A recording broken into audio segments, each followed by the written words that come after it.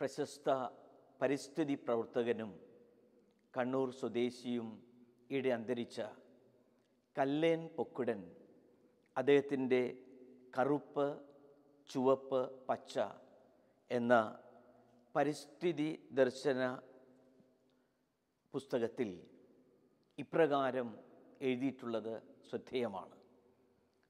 അദ്ദേഹം എഴുതി, ഉരുള് പൊട്ടൽ എന്ന് പറഞ്ഞ കരള് പൊട്ടലാണ്, ഭൂമിൻ്റെ കരള് പൊട്ടൽ. ഉരുള് പൊട്ടൽ എന്ന് പറഞ്ഞാൽ ഭൂമിയുടെ കരള് പൊട്ടലാണ്. കേരള സംസ്ഥാനമാകെ 2018 ഓഗസ്റ്റ് മാസം 16 മുതൽ 22 വരെ പേമാരിയും ഇരുൾപൊട്ടലും ഒക്കെയായി പ്രകൃതി ദുരന്തം വിതച്ചപ്പോൾ അക്ഷരാർത്ഥത്തിൽ മനുഷ്യൻ്റെയും മണ്ണിൻ്റെയും കരള് പൊട്ടുകയായിരുന്നു. പ്രകൃതിയുടെ സംഹാരതാണ്ഡവം ആടിയപ്പോൾ പ്രത്യേകിച്ച് ഉറ്റവരുടെ ജീവിതം നഷ്ടമാകുന്നതിൻ്റെ മുൻപിൽ തങ്ങൾക്കുള്ളതെല്ലാം ത്യജിച്ച് പണിതുയർത്തിയ ഭവനം താഴെ തരിപ്പണമായി മാറുമ്പോൾ എല്ലാം നിസ്സഹായരായി നോക്കി നിൽക്കാനേ നമ്മുടെ നാട്ടുകാർക്ക് സാധിച്ചുള്ളൂ. അവരുടെ കരള് യഥാർത്ഥത്തിൽ ഉരുകുന്ന പോലെ, പൊട്ടുന്ന പോലെയുള്ള അനുഭവമായിരുന്നു. ഈ ദുരന്താനന്തര ദിവസങ്ങളിൽ ചില ക്യാമ്പുകളിലും ദുരിത പ്രദേശങ്ങളിലും അവരുടെ ഭവനങ്ങളിലുമൊക്കെ പോയപ്പോൾ കണ്ട മറ്റൊരു യാഥാർത്ഥ്യം ഇതാണ്. ചില സ്ഥലങ്ങളിൽ മരങ്ങൾ ഇങ്ങനെ കടപുഴഞ്ഞ് പുഴയിലൂടെ ഒഴുകുമ്പോൾ ചില മരങ്ങൾ ആഴത്തിൽ വേരൂന്നി വിസ്തൃതമായ വേരുകൾ ഉള്ളതുകൊണ്ട് എല്ലാ കാറ്റും കെടുതിയിലും ചിലപ്പോൾ ആഞ്ഞ് ഉലഞ്ഞെങ്കിലും അവ അങ്ങനെ നിലകൊണ്ടു. ചില മനുഷ്യരും ഇതുപോലെ സകലതും നഷ്ടമായെങ്കിലും അവർ പ്രത്യാശയോടുകൂടെ ഈ ക്യാമ്പുകളിൽ മറ്റുള്ളവർക്ക് സഹായവും ആശ്വാസവുമായി കരുണയുടെ വിതരണക്കാരായി നിലകൊണ്ടു. മറ്റു ചിലർ എല്ലാം തകർന്ന് തരിപ്പണമായപ്പോൾ നഷ്ടധൈര്യരായി പ്രത്യാശയില്ലാതെ നിലനിൽക്കുന്നതും കണ്ടു. എങ്ങനെ ഈ ചിലർക്ക് വലിയ ഭീമാകാരമായ മരങ്ങൾ പോലെ പിടിച്ചു നിൽക്കാനാകുന്നു, ചിലർക്ക് എന്ത് പ്രതിസന്ധിയുടെ അവസരത്തിലും അതെല്ലാം തരണം ചെയ്ത് നിലനിൽക്കാനാകുന്നു. ഇസിയാസ് പ്രവാചകൻ്റെ പുസ്തകം 37 അധ്യായം 31 വാക്യം ശ്രദ്ധേയമാണ്. Put roots downward and grow up and flourish. വേരുകൾ ഇങ്ങനെ ആഴങ്ങളിലേക്ക് ഇറക്കുക, അങ്ങനെ വളർന്ന് ഫലം പുറപ്പെടുവിക്കുകയും സമ്പന്നമായി നിലനിൽക്കുകയും ചെയ്യുക.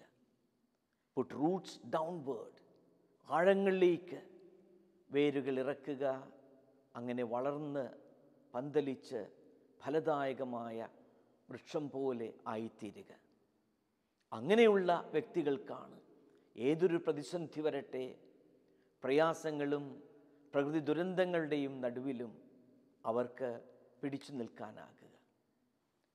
ജെറേമിയ പ്രവാചകൻ്റെ പുസ്തകം അതിൻ്റെ 17 അധ്യായം 6 മുതലുള്ള വചനങ്ങളിൽ ഇപ്രകാരം വായിക്കുന്നു: കർത്താവിൽ ആശ്രയിക്കുന്നവൻ അനുഗ്രഹീതൻ, അവൻ്റെ പ്രത്യാശ അവിടുന്ന് തന്നെ.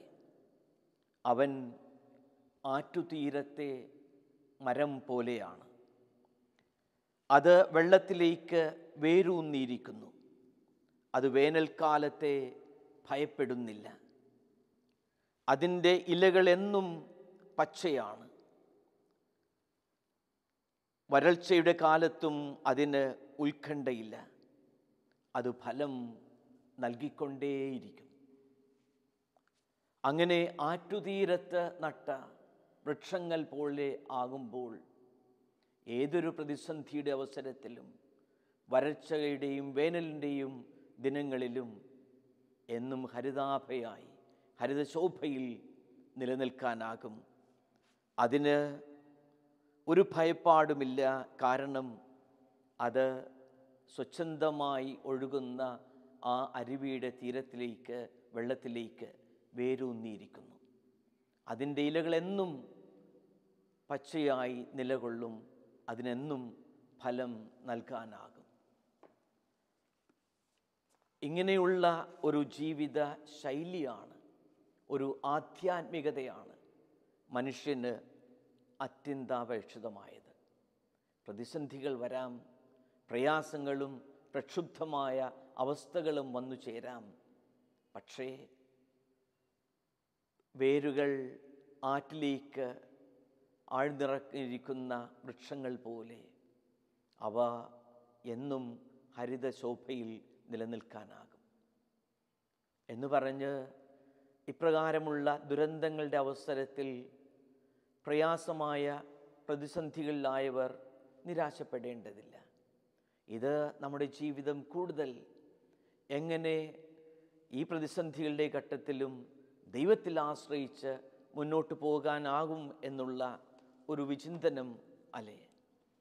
ജോബിൻ്റെ പുസ്തകത്തിൽ ജോബിനോട് തൻ്റെ പ്രിയപ്പെട്ട സഹോദരൻ്റെ വീട്ടിൽ നിന്ന് വിരുന്നിന് സമ്മേളിച്ചിരുന്ന വ്യക്തികൾ പ്രതിസന്ധിയിലായപ്പോൾ അവിടുന്ന് ഒരു ദൂതൻ വന്ന് പറയുന്നു,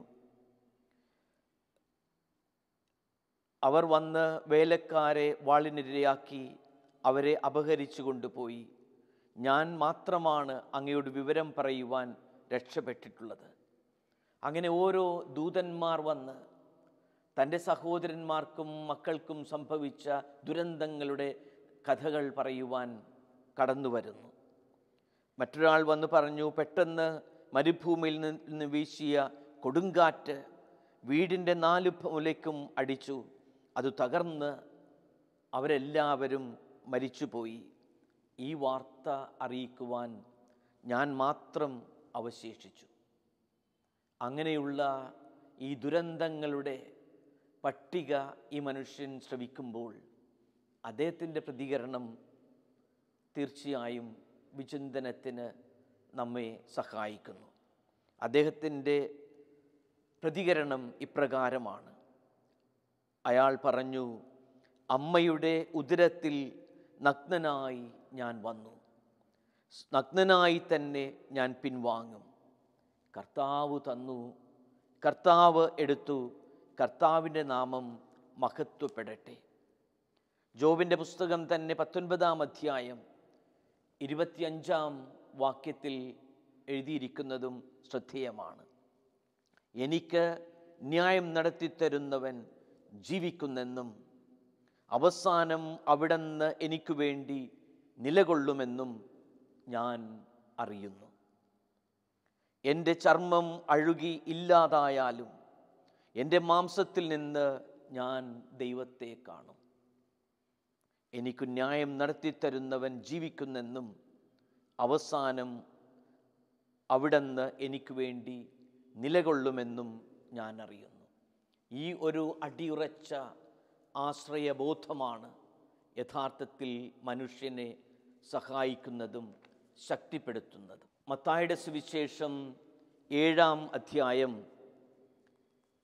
23-ാം വാക്യത്തിൽ നാം കാണുക, എൻ്റെ ഈ വചനങ്ങൾ ശ്രവിക്കുകയും അവ അനുസരിക്കുകയും ചെയ്യുന്നവൻ പാറമേൽ ഭവനം പണി ചെയ്ത വിവേകിയായ മനുഷ്യന് തുല്യനായിരിക്കും.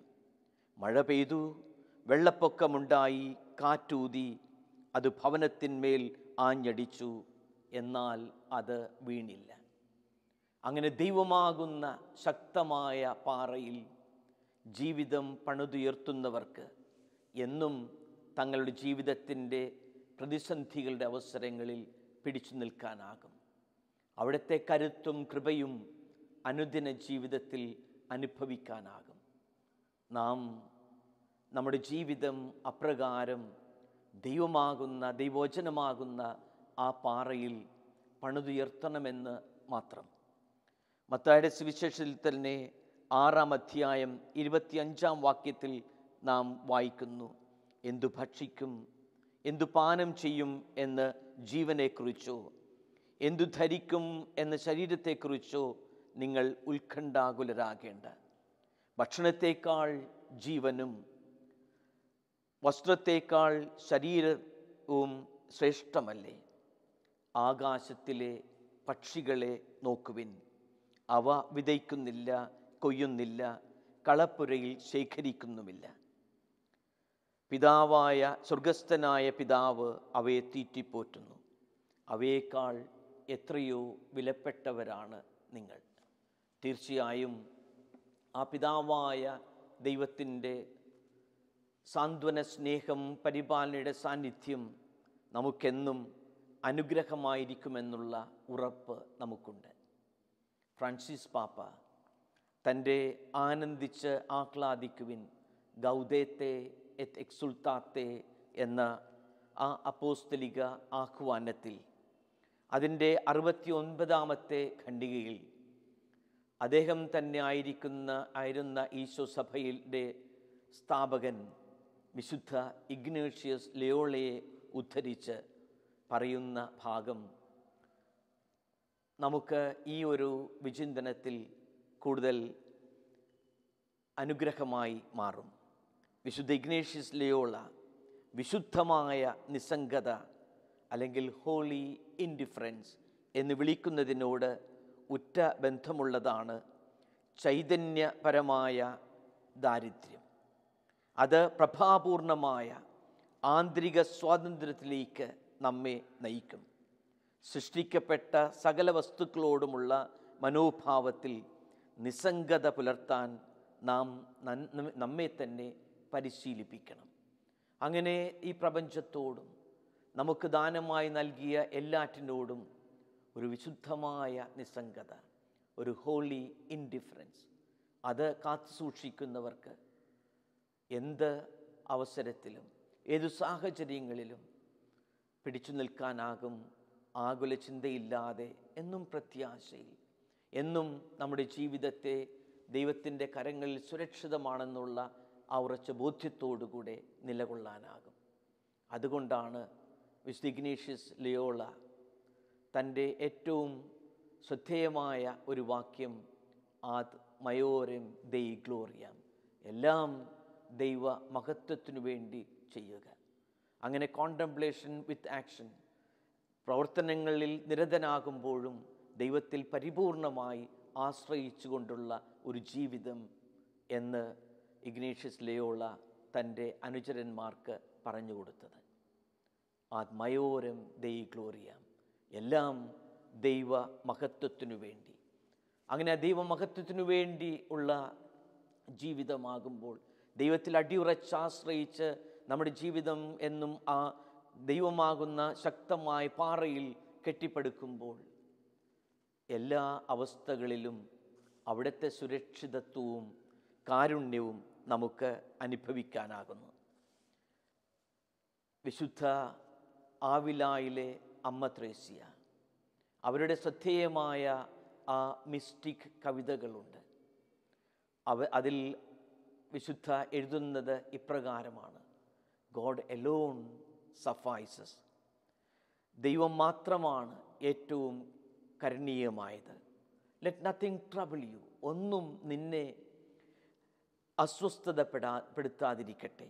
ലെറ്റ് നത്തിങ് സ്കെയർ യു, ഒന്നും നിന്നെ ഭയപ്പെടുത്താതിരിക്കട്ടെ. ഓൾ ഈസ് ഫ്ലീറ്റിംഗ്, എല്ലാം കടന്നു പോകുന്നു. ഗോഡ് എലോൺ ഈസ് അൺചേഞ്ചിങ്, ദൈവം മാത്രമാണ് ശാശ്വതമായ മാറ്റമില്ലാത്തവനായിട്ടുള്ളത്. പേഷ്യൻസ്, ക്ഷമയോടെ ആയിരിക്കുക. Everything obtains who possesses God. ദൈവത്തെ സ്വന്തമാക്കുന്നവർക്ക് എല്ലാം കരഗതമാകുന്നു. നത്തിങ് വോൺസ്, മറ്റൊന്നും ആവശ്യമില്ല. God alone suffices. അതാണ് ആവിലായിലെ അമ്മ ത്രേസ്യ നമ്മോട് പറയുക. God alone suffices. ദൈവം മാത്രമാണ് കരുണ്യമായത്, മറ്റെല്ലാം കടന്നു പോകുന്നു. സുഹൃത സരണിയിൽ അമ്മ ത്രേസ്യ ഇപ്രകാരം പ്രാർത്ഥനയെപ്പറ്റി പ്രതിപാദിപ്പിക്കുന്ന ഭാഗത്ത് ജീവിതത്തിൽ സർവപ്രധാനമായ 3 കാര്യങ്ങളെപ്പറ്റി എഴുതി. ഒന്ന്, പരസ്നേഹം, ദൈവത്തോടുള്ള സ്നേഹവും എൻ്റെ അനുചരന്മാർ സഹോദരങ്ങളോടുള്ള ആ സ്നേഹവും കാരുണ്യവുമുള്ള ജീവിതം. 2, സമസ്ത സൃഷ്ടികളിൽ നിന്നുള്ള നിസ്സംഗത. വിശുദ്ധ ഇഗ്നേഷ്യസ് ലയോള പറഞ്ഞ പോലുള്ള ആ ഒരു ഹോളി ഇൻഡിഫറൻസ്, ഡിറ്റാച്ച്മെൻറ്റ്. 3, എല്ലാറ്റിനോടും എല്ലാവരോടും എളിമയിലുള്ള ഒരു ജീവിതം, എ ലൈഫ് ഓഫ് ഹ്യൂമിലിറ്റി. ഈ 3 കാര്യങ്ങളാണ് അമ്മ ത്രേസ്യ സുഹൃത സരണിയിൽ പ്രാർത്ഥനയെപ്പറ്റി പറയുന്ന ഭാഗത്ത് ജീവിതത്തിന് അത്യന്താപേക്ഷിതമായിട്ടുള്ളത്. 1, പരസ്നേഹം, ദൈവത്തോടുള്ള സ്നേഹവും മറ്റുള്ളവരോടുള്ള കാരുണ്യവും. 2, സമസ്ത സൃഷ്ടികളോടുമുള്ള ആ ഒരു നിസ്സംഗത, ഡിറ്റാച്ച്മെൻറ്റ്, എല്ലാറ്റിനോടുമുള്ള വിരക്തി, വിശുദ്ധമായ നിസ്സംഗത. 3, എളിമയുടെ ജീവിതം. വിശുദ്ധ അഗസ്റ്റിൻ്റെ ജീവിതവും ഇപ്രകാരം തന്നെ ഈ ഒരു വിചിന്തനത്തിൽ ഏറെ ശ്രദ്ധേയമാണ്. അസ്വസ്ഥതകൾ നിറഞ്ഞ ഒരു ജീവിതമായിരുന്നു അഗസ്റ്റിൻ്റേത്. പക്ഷേ ആ അസ്വസ്ഥതകളിൽ നിന്നും വിമുക്തി പ്രാപിക്കുക, താൻ ദൈവത്തെ അന്വേഷിക്കുകയും ആ ദൈവത്തിൻ്റെ കാരുണ്യവും സ്നേഹവും ആഴത്തിൽ അനുഭവിക്കുകയും അറിയുകയും ചെയ്യുമ്പോഴാണ്. അദ്ദേഹം കുമ്പസാരത്തിൽ എഴുതി, അറിവില്ലാത്തവൻ എഴുന്നേറ്റ് സ്വർഗം കരസ്ഥമാക്കുന്നു. വിജ്ഞാന സമ്പന്നനാകട്ടെ ധൈര്യത്തിൻ്റെ കുറവ് കൊണ്ട് ചെളിയിൽ കിടന്ന് പുരളുന്നു. വീണ്ടും അദ്ദേഹം എഴുതി, ഞാൻ ഒരു അമൂല്യ രത്നം കണ്ടെത്തി. എന്നാൽ എൻ്റെ സ്വത്ത് മുഴുവൻ വിൽക്കുവാൻ, അതിനെ വാങ്ങാൻ ആവശ്യം വേണ്ട ത്യാഗം സഹിക്കുവാൻ എനിക്ക് ശക്തിയുണ്ടായില്ല. തുടർന്ന് അദ്ദേഹം വിവരിക്കുന്നു, ചിരപുരാതനവും നിത്യനൂതനവുമായ സൗന്ദര്യമേ, എത്രയോ വൈകി നിന്നെ അറിയുവാൻ. അങ്ങനെ ആ ദൈവത്തെ അറിയുമ്പോൾ ആ മനുഷ്യൻ്റെ ഹൃദയത്തിൻ്റെ ആഴങ്ങളിലുള്ള അസ്വസ്ഥത അകലുന്നു. അദ്ദേഹം തിരിച്ചറിഞ്ഞു, അങ്ങിൽ ലയിക്കുന്നതുവരെ എൻ്റെ ആത്മാവ് അസ്വസ്ഥമാണ്. നമ്മുടെയും ജീവിതത്തിലെ അസ്വസ്ഥതകൾ അകലണമെങ്കിൽ നാം നിരന്തരം ദൈവത്തെ അന്വേഷിക്കണം. ആ അന്വേഷിച്ച് കണ്ടെത്തിയ ദൈവത്തെ ഏറ്റവും അമൂല്യമായ ജീവിത യാഥാർത്ഥ്യമായി സ്വീകരിക്കണം. എത്രയോ വൈകി ദൈവമേ, അതായിരിക്കണം നമ്മുടെയും ചിന്ത. ചിരപുരാതനവും നിത്യനൂതനവുമായ സൗന്ദര്യമേ, എത്രയോ വൈകി അങ്ങേ അറിയുവാൻ. ആ ദൈവത്തെ അറിയുമ്പോൾ, ആ ദൈവത്തെ സ്വന്തമാക്കുമ്പോൾ, ദൈവം എന്നെ സ്വന്തമാക്കുമ്പോൾ നമ്മുടെ ജീവിതത്തിലെ അസ്വസ്ഥതകൾക്കപ്പുറം ആശ്വാസവും കരുത്തും കൃപയും നമുക്ക് കണ്ടെത്താനാകും. വിശുദ്ധ ബെനഡിക്റ്റ് അദ്ദേഹത്തിൻ്റെ പ്രസിദ്ധമായ ആ നിയമ സംഹിതയിൽ, the rule of Saint Benedict, അതിൻ്റെ ആദ്യത്തെ അധ്യായത്തിൽ, അതിൻ്റെ ആദ്യത്തെ പാരഗ്രാഫിൽ തന്നെ പറയുക, first of all, when you begin any good work, let him with most earnest prayer bring it to perfection. അങ്ങനെ ആഴത്തിലുള്ള പ്രാർത്ഥനയിലൂടെയാണ്, അടിയുറച്ച ദൈവാശ്രയ ബോധത്തിലൂടെയാണ് നമ്മുടെ എല്ലാ പ്രവർത്തനങ്ങൾക്കും വിജയം കണ്ടെത്താനാകുക. അദ്ദേഹം തൻ്റെ ഈ ആശ്രമ ജീവിതത്തെപ്പറ്റി പറയുക, the school of service to the lord എന്നാണ്. ദൈവത്തിൻ്റെ ആ ശുശ്രൂഷയിലുള്ള എൻ്റെ പാഠശാലയാണ് ഈ ഓരോ ആശ്രമത്തിലെയും ജീവിതം. മദർ തെരേസയോട് പ്രത്യേകിച്ച് അവർ ഇങ്ങനെ രോഗിണിയായി കഴിയുമ്പോൾ ആരോ ചോദിച്ചു, മദറിൻ്റെ കാലശേഷം ഈ സന്യാസിനി സഭ തുടരുന്നു പോകുമെന്ന് എങ്ങനെ ഉറപ്പുണ്ട്? What would happen to your congregation after your death എന്ന് ചോദിച്ചു. മദറിൻ്റെ മറുപടി ഇപ്രകാരമായിരുന്നു: if my sisters are quite strict in the observance of the vow of poverty, the congregation will flourish. ഈ സന്യാസിനി സഭയിലെ അംഗങ്ങൾ, സന്യാസിനികൾ ഈ ദാരിദ്ര്യവ്രതം, അതായത് മറ്റെല്ലാം ലോകത്തിലുള്ള എല്ലാ കാര്യങ്ങളും ത്യജിച്ചുകൊണ്ട് പരമപ്രധാനമായി ദൈവത്തിൽ മാത്രം ആശ്രയിച്ചുകൊണ്ടുള്ള ഒരു ജീവിത ശൈലി സ്വന്തമാക്കുമ്പോൾ ഈ സന്യാസിനി സഭ വളരും, തുടരും എന്ന് മദർ പങ്കുവച്ചു. അതുകൊണ്ട് തന്നെയാണ് മദർ പറഞ്ഞത്, ഞങ്ങളുടെ അനുദിന ജീവിതത്തിൽ പ്രഭാതത്തിൽ വിശുദ്ധ ബലിയിൽ യേശുവിൻ്റെ അപ്പത്തിൻ്റെ രൂപത്തിൽ ഞങ്ങൾ ഹൃദയത്തിൽ സ്വീകരിക്കുന്നു. തുടർന്നുള്ള ദിനങ്ങളിലെ മറ്റു മണിക്കൂറുകളിൽ പാവപ്പെട്ടവരിലും ദുഃഖിതരിലും രോഗികളിലും കാണുന്ന ക്രിസ്തുവിനെ ഞങ്ങൾ കണ്ടുമുട്ടുന്നു. അങ്ങനെ ദിനം മുഴുവൻ ആ പ്രാർത്ഥനയിലും പ്രവർത്തനത്തിലും ദൈവത്തിൻ്റെ സാന്നിധ്യത്തിലൂടെ ജീവിതം നയിക്കുമ്പോൾ ഏതൊരു പ്രതിസന്ധി വന്നാലും പിടിച്ചു നിൽക്കാനാകും.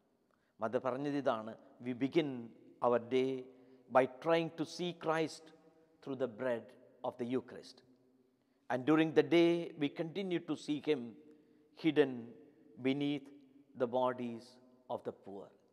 അങ്ങനെ വേദനിക്കുന്നവരിൽ ക്രിസ്തുവിനെ എത്തിക്കൊണ്ട് കാരുണ്യത്തിൻ്റെ ഉപകരണങ്ങളായി തീരുമ്പോൾ ജീവിതത്തിൽ എപ്പോഴും ആ ദൈവത്തിൽ ആശ്രയിച്ച് പോകുമ്പോൾ ദൈവം തന്നെ നമുക്ക് കരുത്തായി മാറും. ഫാദർ ജോ മന്നത്ത് SDV അദ്ദേഹത്തിൻ്റെ A radical love path of light എന്ന പുസ്തകത്തിൽ വർഷങ്ങൾക്ക് മുൻപ് ഒരു മതാന്തര സംവാദത്തിൽ ഒരു പഞ്ചാബിൽ നിന്നുള്ള ബൽവന്ത് സിംഗ് ദൽവാണി എന്ന ഒരു retired Indian foreign service officer പങ്കുവച്ച ഒരു കാര്യം ഈ പുസ്തകത്തിൽ കുറിച്ചിട്ടുണ്ട്.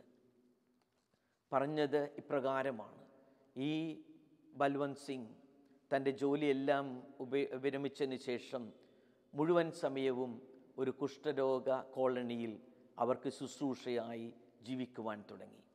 പക്ഷേ തൻ്റെ ജീവിതത്തിൻ്റെ അടിയുറച്ച ദൈവിക വിശ്വാസത്തിൽ, ആധ്യാത്മികതയിൽ അദ്ദേഹം മനസ്സിലാക്കിയത് ഇപ്രകാരം പങ്കുവച്ചു: ദൈവത്തിലുള്ള ആ ആശ്രയത്തിൽ ദൈവത്തെ കണ്ടുമുട്ടുക കഴിയുമ്പോൾ പിന്നെ എൻ്റെ ചുറ്റുമുള്ളത് എൻ്റേതെന്നല്ല, എല്ലാവരും സ്വന്തം എന്നുള്ള വിധത്തിൽ അദ്ദേഹം എഴുതിയിട്ടുള്ളത് മനോഹരമാണ്. When I have found thee, there is no mine and not mine. Everybody is mine.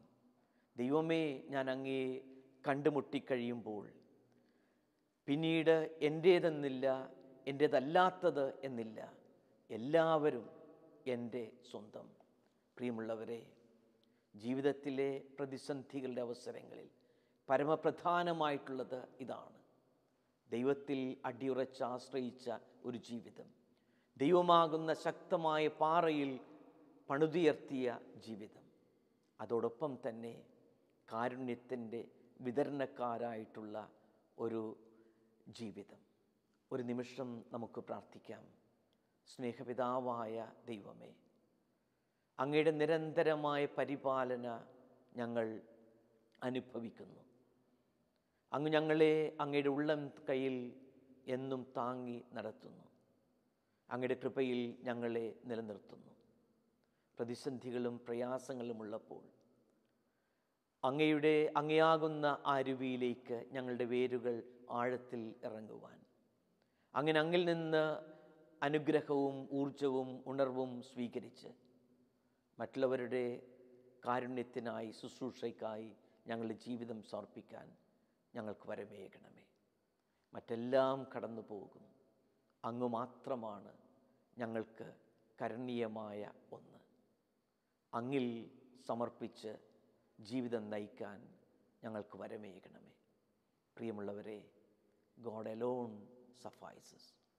മറ്റെല്ലാം കടന്നു പോകും. ആ ദൈവം നമ്മെ എന്നും അവിടുത്തെ കരുത്തു നൽകി, കൃപകൾ നൽകി കാത്തു സംരക്ഷിക്കട്ടെ. ദൈവം നമ്മെ അനുഗ്രഹിക്കട്ടെ.